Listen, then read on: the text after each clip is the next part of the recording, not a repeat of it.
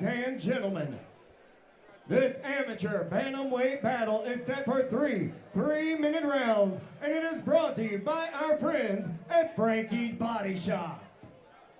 Introducing first, he's fighting out of the blue corner. He steps into the cage tonight with a record of 1 win and 1 loss. His height, 5 feet 8 inches, and his weight, 139.4 pounds. He trains with independent MMA, and he fights out of Newton, Georgia. Ladies and gentlemen, I present to you Rolando Callender.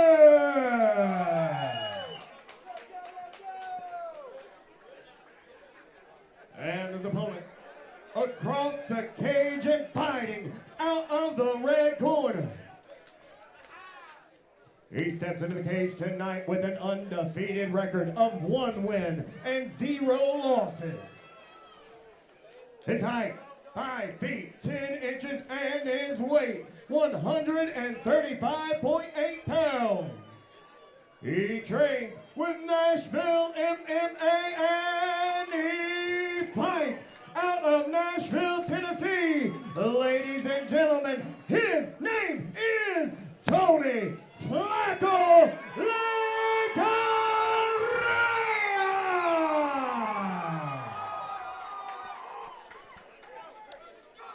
We touched on it earlier tonight, Tim, after the Keenan Hudson knockout victory. As you see, they're doing the deduction there for the weight miss on Callender.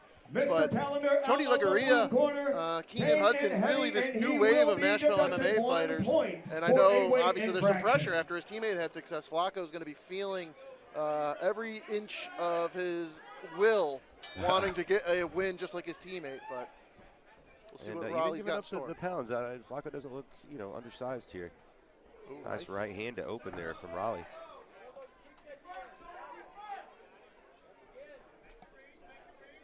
Side leg kick from Tony. Both these guys in black.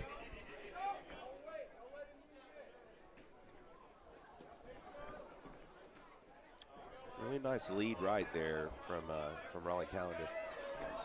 Yeah, Callender's got some fast hands. And a powerful leg kick right there. Nice front kick as well.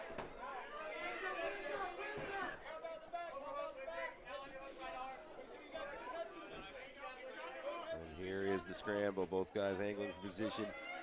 Callender able to push Legarrea up against the cage. We'll see if he can finish out a takedown here. I think that's what he's looking for. Good head positioning there from Callender. Flacco turns him around though, separates off. Oh, this is the head kick. It catches a big right hand from Tony Legarrea. Trying to shake it off, but whenever they're shaking it off, some damage was done. Yeah. These guys are both throwing some big shots. Nice uppercut from Tony off of the, oh, man, these guys' hands are quick. Don't blink. This one could end at any time, y'all. In a night where we will see a bantamweight title fight, we got a couple bantamweights on the prelims trying to steal the show.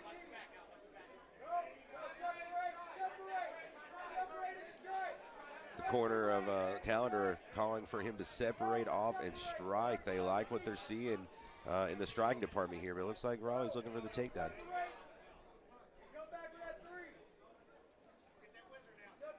Yeah, in a training camp like Nashville MMA, you would expect nothing less than the takedown defense you're seeing from Tony Legarrea right now. Relentless pressure right now from Callender. It's good head positioning. Yeah, sneaking in some knees to the body from time to time. Just kind of wearing on him, leaning on him. 45 seconds left in the round, and should this go to round 2, I would love to see that flurry. There was about 20 seconds there where they were just trading fast and furious. Yeah, both guys have got really quick hands, and they both throw in combination, so Tony really likes that uppercut. And that lead right hand has scored more than once now for Raleigh. And the front kick too, he's the shorter fighter. Normally it's the taller guy using the front kick, but it's a weapon there for Callender. A little double right there. Good movement.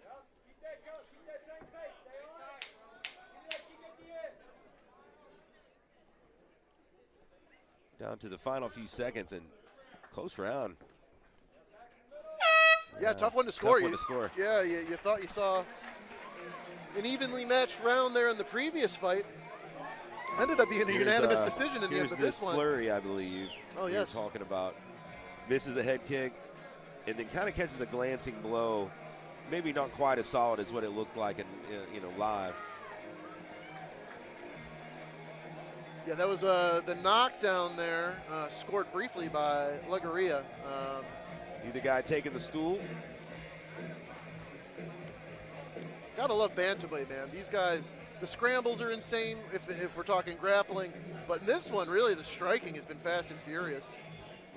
And if there were any questions about Callender's cardio coming off the weight miss, he certainly doesn't look any worse than wear. Yeah, he looks great. No excuses, but it is a bit of travel for him. Yep. So you never quite know. Maybe it's something new, a new experience. Here we go into round number 2. Yeah, so many of these guys tonight, it is their first time fighting on the road, away from home. Which is another big learning curve for these amateurs.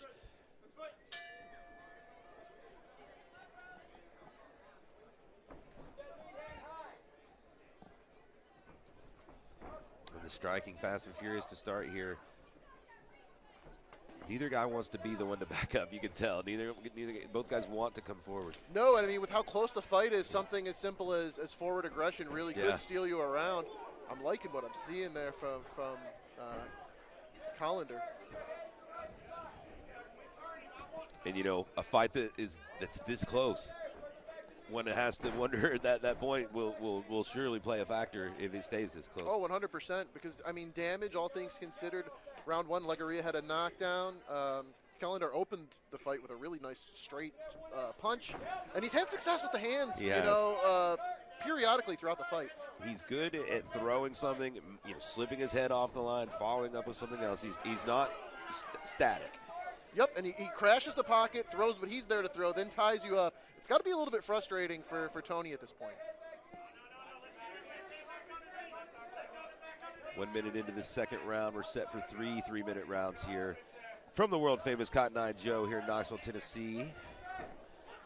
He drags him down, but he drags him down on top of him. Yeah, it looks like Tony is not quite able to take advantage, though, as now Raleigh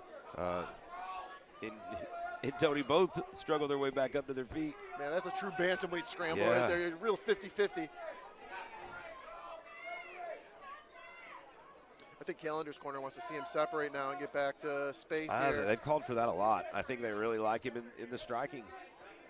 Ronaldo just must feel something, right? He just must feel that he's got a certain level of physicality. He does look to be a little stockier, a little more powerful and physical.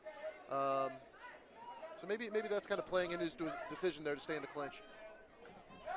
Gosh, that right hand's been really good. A little under a minute to go now. This is good for Tony. Combinations from Tony now. And he's got a Callender retreating. We haven't seen Callender back up this much. I was just going to say, I think Callender really has a lot of confidence, and Legarrea needs to do something to kind of break it, and that's exactly what he did. So, good fight. But it answers back with some good ones. A nice left hook. This is the right, though. Drags him down, but now Tony scrambles to the top. Potentially. No, maybe not. He's got his back. He's got his back. I thought that Tony was going to be able to turn in there and have top control, but now 18 seconds left to go, and it's a bad spot for Tony. That is some true bantamweight action right there, right? You're throwing nothing but a flurry of significant strikes into a 50-50 scramble, and next thing you know, somebody's got their back, and it's insane. It's really hard to follow. And now in the waning seconds, it's going to be Callender probably putting a stamp on this round. And tell you what, this third round, it's going to be big. Let's talk about the point deduction again. Tony only has to win one round to at least salvage a draw. So, I think Callender still has to keep his foot on the gas here and you know, and try to finish as best he can. Yeah, Tim, you know, that's a good level of professionalism from you, because I had actually gotten so drawn into just the pure action of the fight. For a moment, that weight miss and the point deduction slipped my mind, because, yeah, that's massive at this point. If you're Rolando Callender, this third round has really got to be everything for you, because if you didn't win round one, the best you can achieve is a draw. Yeah, round one was too close to rest on your laurels that you definitely got it. So, you know, he still has to go out there and put his foot on the gas, just in case they gave Legarrea the first round, because I'm sure he wants to get out of here with better than a draw. Yeah, no, so he might not even necessarily be fighting to win the fight. He might be fighting not to lose. Right. Whereas, you know, obviously that round got away from Tony.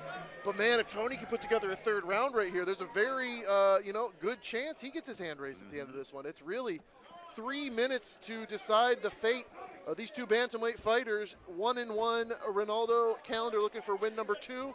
Tony Flacco Legarrea looking for win number 2 as well. Definitely some swelling now on Tony's face as we start round 3. Oh, nice right hand again from Callender. Man, Callender hits like a Mack truck for a bantamweight. Body kick. And you know, you can see Tony still loading up that uppercut. He wants to hit that uppercut in these exchanges. It's there. There are moments when Ronaldo lowers his head. Right there, I think he got stung with one. That was well timed.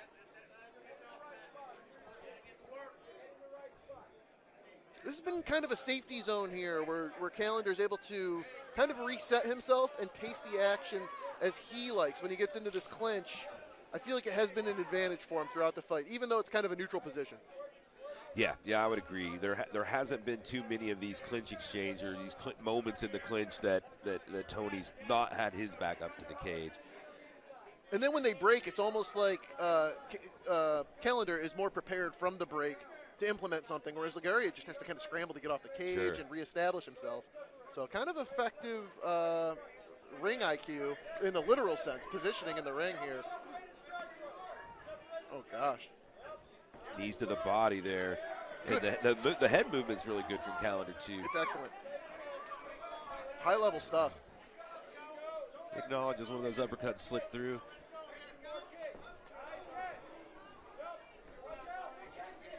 Oh, big knee. That one looked close to like it landed in the head. Would have been unintentional. It's a brutal round 3 as well. Just like the whole fight's been, a lot of fast-paced action. Both of these fighters have paid the price by taking heavy blows, but very entertaining contest nonetheless. 1 minute to go here in this third and final round, and you know, Callender so far I think it has got this round, unless we see something turn around from Tony.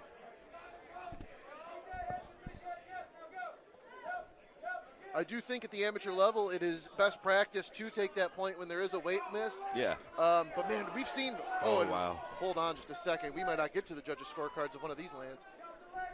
Let's see if Legarrea starts to go for it. He has to realize short time, he's got to go for it.